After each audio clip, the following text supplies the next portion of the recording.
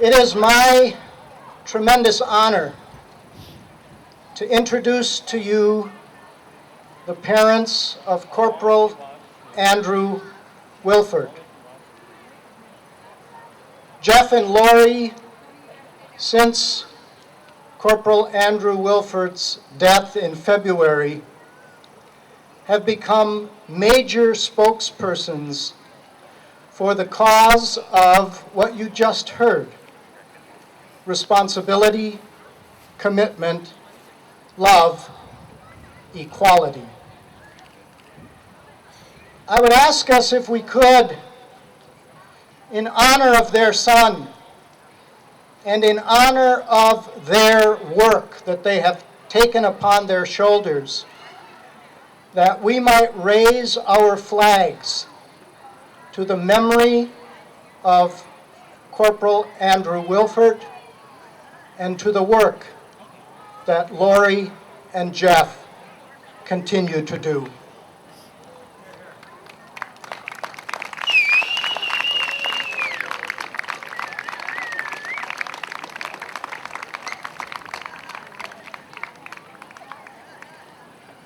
So I invite them to the stage. Lori.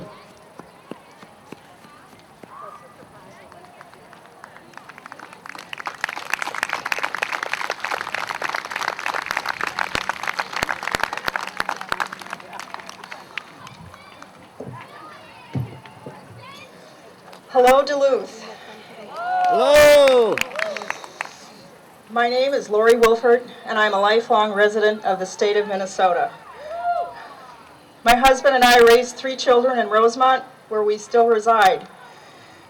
In February of this year, our son Andrew was killed in Afghanistan in an IED explosion while serving as a military policeman in the U.S. Army. Andrew joined the Army in 2009 in a quest for purpose and brotherhood.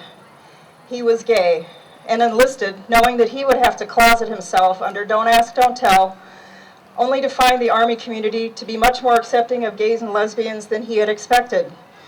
As he told me in a phone conversation, everybody here knows that I am gay and nobody cares. Here's an example. Andrew's unit is still in Afghanistan but are scheduled to come home next weekend. His best friend posted this on Facebook this morning. All this time to sit and think and my mind to decompress, I realize more and more my best friend, my brother, won't be on that plane with me, and man, does that hurt. Rest in peace, Andrew. Andrew here was a young man who was willing to closet himself and risk his life in an attempt to do something relevant and meaningful, and then died in a conflict known as Operation Enduring Freedom, a principle we as a nation rightfully espouse elsewhere, but at times forget here at home. Federal law requires everyone who enlists in the armed forces to take this oath. I do solemnly swear that I will support and defend the Constitution of the United States against all enemies, foreign and domestic. About the time Andrew died in Afghanistan, protecting the Constitution, a small group of legislators here in Minnesota were working to amend the state constitution to define marriage as between a man and a woman. The domestic enemy here at play is intolerance, misinformation, fear, and greed. Instead of digging the state out of a record $5 billion budget shortfall, they worked instead to further restrict the rights of our son and thousands of other Minnesota citizens. This is not what our son served and died for.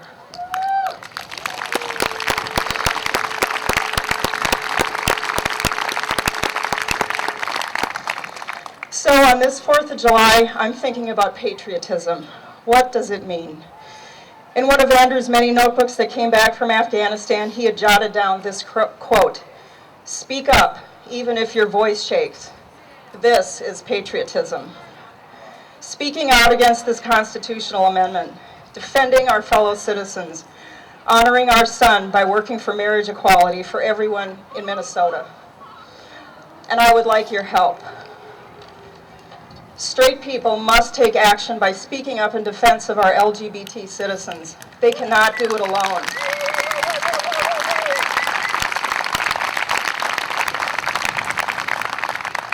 We must start having conversations in our homes, our neighborhoods, our churches, and at work. We must tell our stories and explain why it's important to vote no in 2012. To the young people here today, I have faith in you. You are far more tolerant and accepting than many baby boomers, and you probably think this is all a little crazy. This is your future, your government. If you're not old enough to vote, talk to your family and your classmates. Find out where they stand on this issue. Inform and educate them. If you are 18, do the same and get out and vote against this.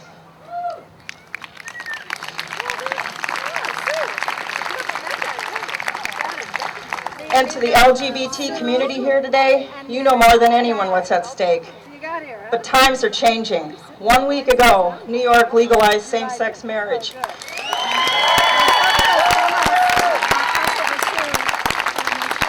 Yesterday, Rhode Island legalized civil unions. The repeal of DADT will be certified soon.